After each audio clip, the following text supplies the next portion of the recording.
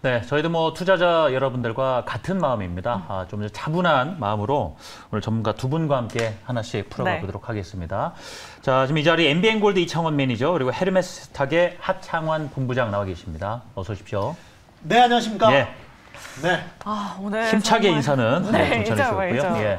네, 오늘 정말 너무 힘든 하루 보내셨을 것 같아요. 저도 이렇게 코스닥 지수가 5% 빠지는 거를 굉장히 오랜만에 본 것 같아요. 계속 열어보게 되죠. 주식 그 창 말이죠. 그래도 낙폭을 조금은 만회하면서 마감을 했는데 우리 투자자분들 힘내시라고 저희가 이벤트 준비하고 있습니다. 유튜브 채팅창에 댓글 많이 남겨주신 분에게 저희가 선물 보내드리고 있고요. 또 저희 TV 방송 화면 인증샷 사진 찍어서 보내주신 분에게도 선물 보내드리고 있습니다. 저희 방송 화면 인증샷을 문자 메시지 샵 2034로 보내주시면 됩니다. 제가 보니까 가격대가 좀 있는 제품들이에요. 주름 개선 앰플하고 다이어트 보조제 오늘 추첨해서 드릴 텐데요. 좋은 분들에게 찾아가기를 바라겠습니다. 자, 이제 이슈 좀 심각한 이야기 좀 나눠볼까 하는데요. 자막으로 한번 먼저 공개를 해드리겠습니다. 자, 뭐 코스피 지수가 2년 전으로 돌아갔다 올 이야기가 많이 돌았는데요. 과연 바닥은 어딜까? 말씀을 좀 나눠봐야 되겠습니다. 자, 본부장님께 먼저 의견을 전하죠. 오늘 좀 빠져도 좀 심하게 빠졌다. 그러니까 이것은 어떤 뭐 여러 가지 요인도 있겠습니다만은 무엇보다 심리가, 투자자 심리가 굉장히 안 좋아진 상황인데 더 빠지겠어라는 거에 대해서는 함부로 단언할 분위기는 아닌 것 같기도 하고 말이죠. 맞습니다. 근데 이제 일단은 좀 시장을 보수적으로 보시는 게 맞다라고 보고 있는 게 저는 시장의 주 하락 요인을 이제 환율에서 좀 찾고 있습니다. 오늘도 환율이 좀 폭등을 했죠. 근데 이제 환율 같은 경우는 지금 상승하게 될 만한 이슈가 워낙 많은 상황인데 이 환율을 잡기 위해서는 우리나라에서도 금리 인상을 강력하게 단행을 해야 됩니다. 왜냐하면 화폐 가치를 끌어올리기 위해서요. 하지만 일단은 뭐 빅스텝을 한 번 정도는 단행할 수 있겠지만 이게 추가적으로 계속적으로 이렇게 진행을 하기에는 사실 가계부채가 굉장히 좀 심각한 상황입니다. 그러다 보니까 우리나라 지금 부분에서 환율을 잡기는 조금은 쉽지 않은 상황이고요.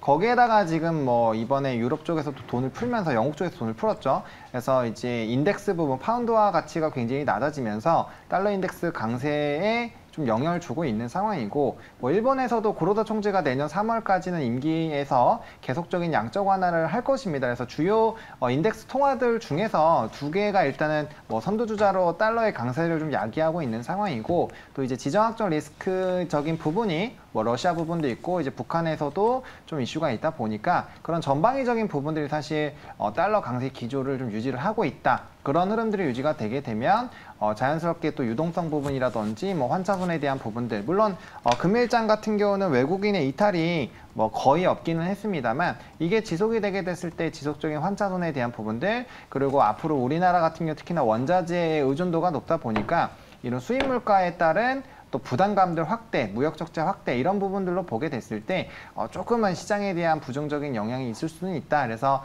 일단 시장을 턴하기 위해서는 그 환율이 어떻게 움직이는지 또 상방이 제한되는지를 체크를 해보셔야 될 것 같고 투자 포트폴리오랑 전략 자체를 이 환율에 좀 포커스를 잡고 좀 진행을 해보시는 게 맞지 않을까. 예를 들어서 이제 환율에 따른 부담감이 있으니까 그 부분에서 좀 수익성을 디펜스할 수 있는 쪽, 뭐 대표적으로 종합 상사가 될 수 있겠죠. 그리고 이제 수출을 많이 하고 있는 뭐 임플란트 섹터라든지 뭐 의류 쪽 이런 쪽이 생각보다 좋을 가능성이 있다 보니까 이제 그쪽으로 좀 보시던가 아니면은 이런 환율이라든지 인플레이션에서 항상 해지가 되는 뭐 이런 엔터 쪽이라든지 그런 이야기가 나오는 쪽으로 조금 방향성을 잡아보셔도 괜찮지 않을까. 그래서 이런 포트의 조정이라든지 이런 시장 방향성 부분은 일단 어느 정도는 지금 매기가 나와 있는 상황이어서 그것들이 좀 해소가 되는 부분들에 대한 부분은 체크를 하셔야겠다라고 좀 정리 드리겠습니다. 네, 시장을 좀 보수적으로 바라보자라고 이렇게 말씀해 주셨고요.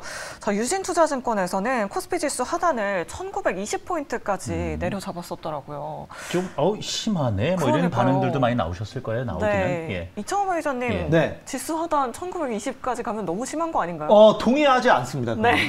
그 이유는 물론 갈 수도 있는데 지금 그 증권사에서 나오는 이런 그 지수에 대한 전망은 사실 뭐 만약에 1920 가면은 어떻게 될 것 같습니까?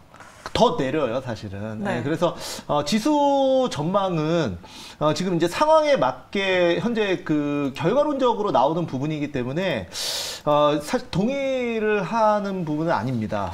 다만 저도 지수가 드라마틱한 반등을 한다기보다는 당분간은 지수가 이제 우리가 과거에 2010년부터 그 박스피, 별명이 박스피 아니었습니까? 네. 그 수준까지 내려가서 거기서 한동안 움직일 수 있다라고는 보고 있습니다.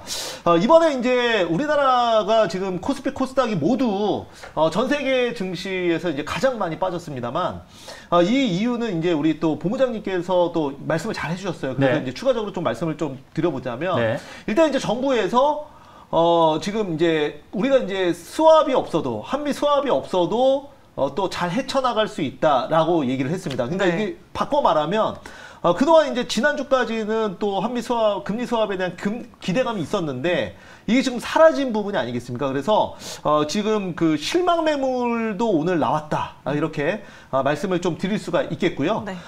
그 지금 이제 코스닥이 무려 마이너스 5%가 빠졌는데 전 세계 증시에서 지금 러시아와 함께 가장 많이 빠진 또 지금 흐름입니다. 그래서 지금 이제 코스닥이 2005년 수준으로 돌아갔고요. 오늘 종가 기준으로. 그리고 코스피가 지금 2010년 가격으로 돌아갔습니다. 그런데 지금 이제 뭐 현재 나오고 있는 뭐 제2의 IMF다, 금융위기다. 이거는 그 대기업이 무너져야 나오는 수준이라고 저는 생각을 하고 있고요. 네.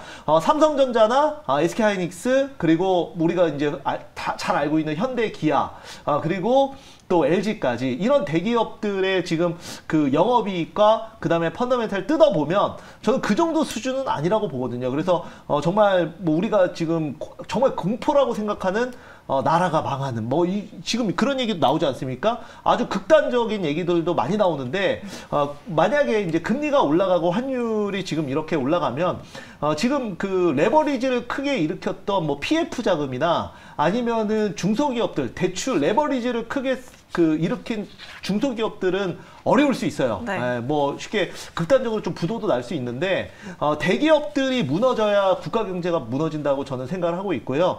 지금 우리가 이제 공포에 많이 휩싸여 있지만 그 정도 수준은 아니다. 그리고 지금 이제 나스닥은 우리가 이제 코로나 이전, 그러니까 5년 전 가격 대비해서 거의 아직도 3배 이상 올라온 상황입니다. 그런데 코스피는 이미 코로나 때 거품이 다 꺼져서 현재도 나스닥 대비해서 뭐 절반 이하의 펀더멘탈을 보여주고 있거든요. 네. 그래서 밸류를 보여주고 있기 때문에 우리가 지금 현재 악재만 바라본다면은 악재투성이의 어떤 시장이지만 또 그만큼 너무나 억울하게 빠진 종목들도 많기 때문에 저가 매수로 분할로 접근할 수도 있다라고 저는 생각을 하고 있습니다. 예, 알겠습니다. 네.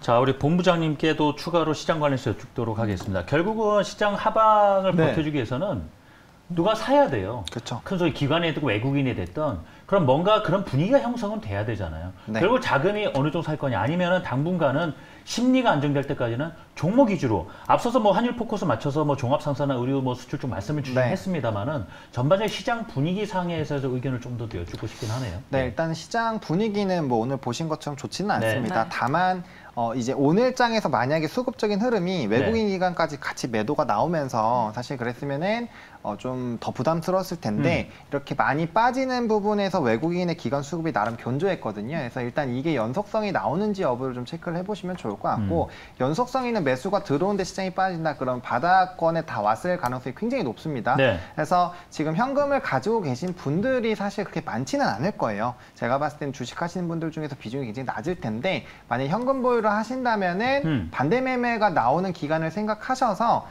이제 분할로 조금 접근을 해보시면 충분히 모아가시기에는 괜찮지 않을까라고 보고 있고요. 만약에 지금 현금을 다 사용하셔서 종목을 가지고 계신 분들이라면 저는 홀딩을 하셔야 된다고 봅니다. 지금 뭐 대응하시기에는 이미 너무 늦었고 좀 시간을 투자를 하자. 그리고 본인이 가지고 있는 포트 안에서 그 앞으로의 성장성이 굉장히 뛰어나거나 기업에 자신 있는 기업들 있잖아요. 뭐 탐방을 갔다거나 그런 기업들은 오히려 주가적인 부분에서 하락을 했을 때 조금씩 분할 매수로 또 조금이라도 이제 주식 수를 늘려나가는 방향으로 대응을 하셔야 되고요. 만약에 레버리지를 사용하고 있다, 내가 신용을 사용하고 있다라고 하시면 그 부분에서는 과감하게 좀 대응이 필요합니다. 만약에 이제 담보 비율이라든지 이런 부분에서의 문제가 없다면은 사실 더 끌고 가보실 수 있겠지만 지금 만약에 비율이 간당간당하다라고 하시면 그건 어쩔 수 없이 조금 과감한 전략이 필요한 상황이다라고 이렇게 나눠서 좀 설명을 드리도록 하겠습니다. 과감한 전략이라면 부담을 줄이는.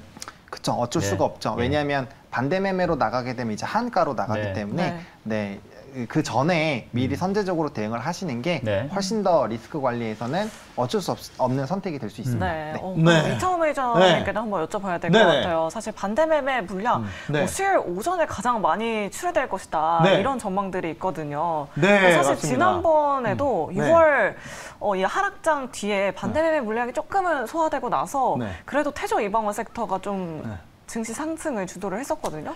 이번에도 이런 부분들 좀 준비를 해야 하지 않을까라는 그런 입장이 있는데. 제가 매일경제 온 지 이제 9년이 조금 더 됐는데요.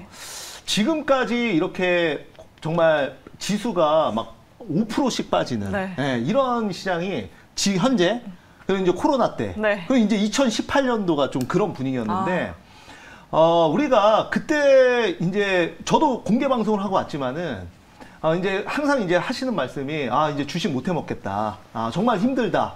그렇게 해서 나가신 분들이 결국은 다시 주식의 상승장 한참 상승했을 때 또 다시 들어오십니다. 그렇기 때문에 이게 우리가 최저점에서 주식을 시작해서 최고점에서 다 털고 나가고 또 쉬었다가 또 최저점에서 주식 시작해서 최고점에서 털고 나가고 이러면은 가장 좋겠지만 천재 아닌가요? 주식 천재? 그거는 현실적으로 그거는 말도 안 되는 상황이거든요. 그러니까 무슨 말을 하고 싶으냐면 우리가 이제 주식을 뭐 10년, 20년 하시면서 항상 상승장과 하락장은 반드시 겪게 됩니다.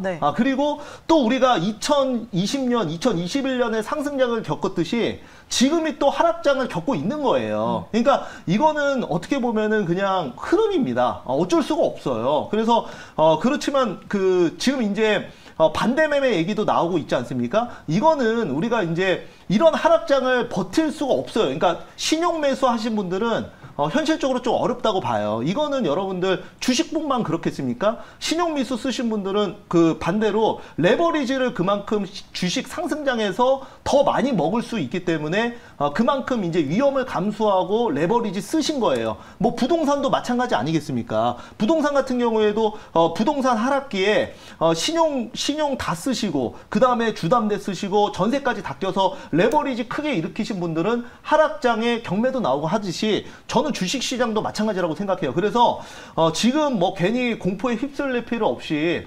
현금으로 그냥 주식 사신 분들은 지금 매도하는 거는 아무런 의미 없다라고 말씀드리도록 하겠고요. 그 다음에 지금 신용으로 반대 매매 위험에 있는 분들은 당연히 정리하셔야죠. 그거는 결국은 뭐 전체 시장 일반화시킬 필요는 없고 다 개인의 문제라고 저는 말씀을 드릴 수가 있겠습니다.